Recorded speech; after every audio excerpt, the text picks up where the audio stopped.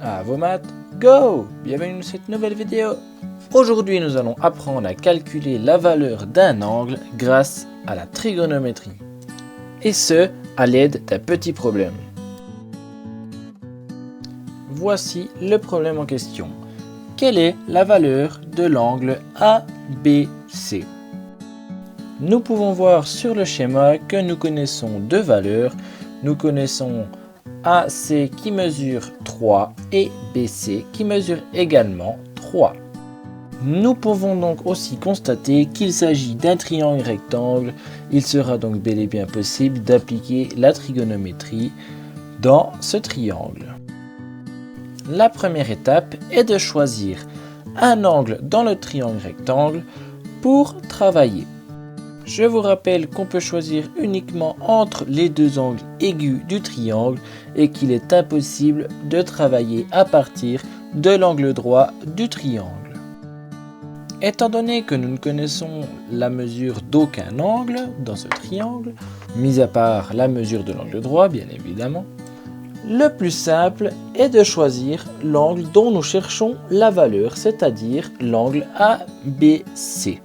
Maintenant que nous avons choisi avec quel angle nous allons travailler, il est nécessaire de donner la nature des côtés du triangle en fonction de l'angle que nous avons choisi. Dans notre cas, l'angle ABC. Premièrement, nous pouvons identifier l'hypoténuse car, je le rappelle, c'est le côté le plus long du triangle et non seulement c'est le côté qui est à l'opposé de l'angle droit. Puisque nous parlons d'opposé, nous pouvons directement identifier le côté opposé à notre angle ABC. Il nous reste maintenant à identifier le côté adjacent et je rappelle, le côté adjacent est le côté qui touche l'angle que nous avons choisi mais qui n'est pas l'hypoténuse. Maintenant que nous avons donné une nature aux trois côtés de notre triangle, nous pouvons noter notre moyen mémotechnique casse-toi, casse-toi, que nous avons vu dans les vidéos précédentes, afin de savoir laquelle des trois formules trigonométriques nous devrons utiliser. Voyons donc ici qu'à partir de l'angle que nous avons choisi, nous connaissons son opposé qui vaut 3 et son adjacent qui vaut 3. De ce fait, il nous faudra trouver une formule qui comporte le côté opposé et le côté adjacent. Dans notre moyen mémotechnique, nous pouvons donc bien constater que la seule formule qui comporte un O pour opposé et un A pour adjacent, c'est bien celle de la tangente.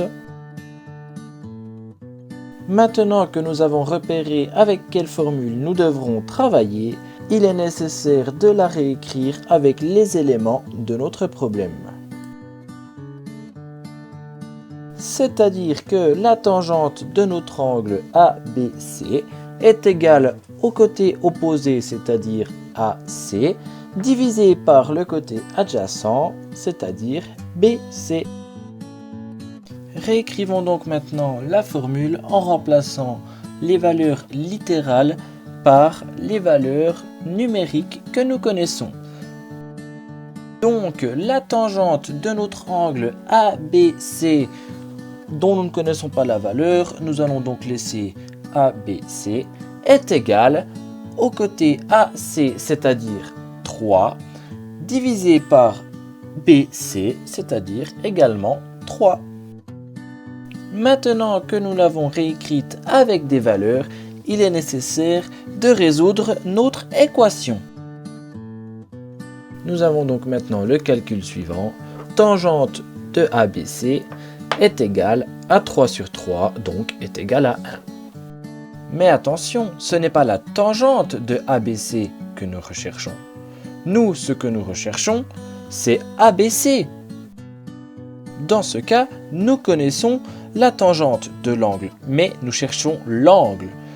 Donc, grâce à la fonction inverse de la tangente, nous pourrons accéder à la valeur de l'angle.